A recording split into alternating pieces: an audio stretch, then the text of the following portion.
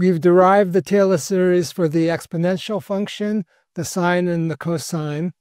We can now look at some other widely used Taylor series.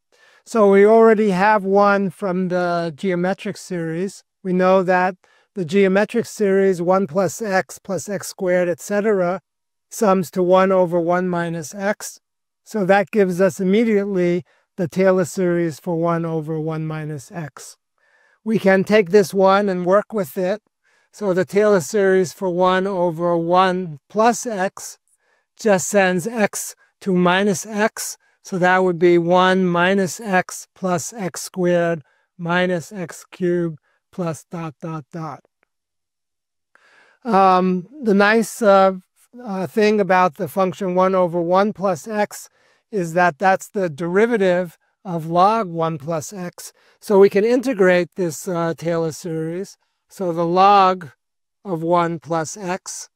Remember, we're within our radius of convergence of these series. Here, x has to be, the absolute value of x has to be less than 1. As long as we're in that radius of convergence, we can differentiate and integrate term by term. So here, the integral, the constant term would be the value at x equals 0, which is log 1, which equals 0. So the constant term of the integral is 0. So then we just integrate term by term. So we have x minus x squared over 2 plus x cubed over 3 minus x to the 4th over 4 plus dot, dot, dot. Okay. We can also look at 1 over 1 plus x and substitute x squared for x. That would give us 1 over 1 plus x squared. And that one would be 1 minus x squared, replacing x by x squared, plus x squared squared is x to the 4th, minus x squared cubed is x to the 6th, plus dot, dot, dot. And the nice thing about 1 over 1 plus x squared is that that's the derivative of the arctangent. So by integrating this expression, we can get the arctangent. So the arctangent of x, the arctangent of 0 is 0, so the constant term is 0. So we just integrate term by term, and we get x minus x cubed over 3 plus x to the 5th over 5 minus x to the 7th over 7th, etc. Okay? So now we have the log and the arctangent. Two very interesting results we can get here. If we plug in x equals 1, then we get the alternating harmonic series on the right, and we get log 2. So we find that log 2 is equal to 1 minus a half plus a third minus a quarter. And I alluded to this in an earlier video. Similarly, for the arctangent, if we look at the tangent of pi over 4, we get 1, because sine of pi over 4 equals cosine of pi over 4. So the tangent of pi over 4 is 1, so the arctangent of 1 is pi over 4. So we get the series for pi over 4, which is equal to 1 minus a third plus a fifth minus a seventh. So technically, x equals 1 is right on the radius of convergence, but because these are alternating series, they actually converge.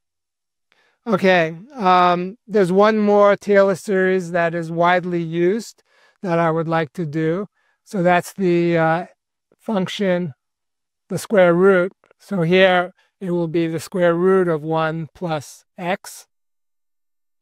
And we want the Taylor series about x equals 0. So it's easier if we write this as 1 plus x to the 1/2 power.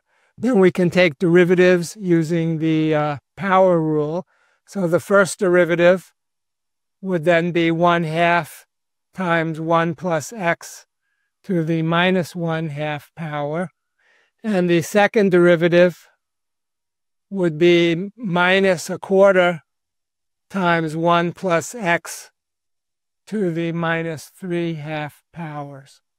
Okay, if we do the Taylor series expansion about x equals 0, then we need these values at 0. So we get f of 0 then is equal to 1. We get f prime of 0 is equal to 1/2. And we get f double prime of 0 is equal to minus a quarter. So the Taylor series then would be the square root of 1 plus x. The first term in the Taylor series would be f of 0, so that would be 1.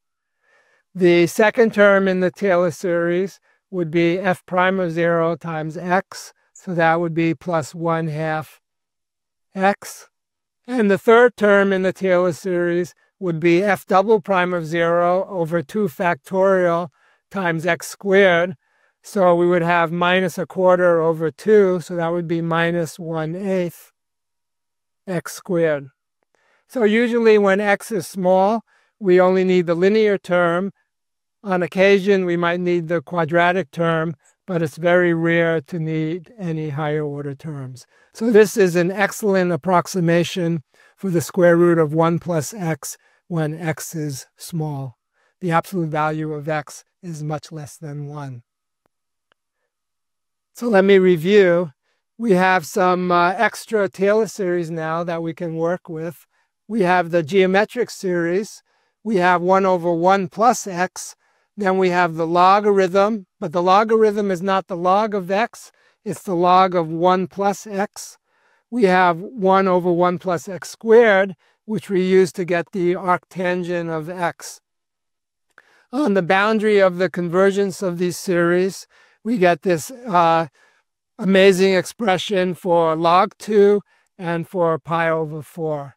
Finally, it's very common that we need a Taylor series expansion of the square root. Here we would expand the square root of 1 plus x. The first two terms is 1 plus 1/2 x.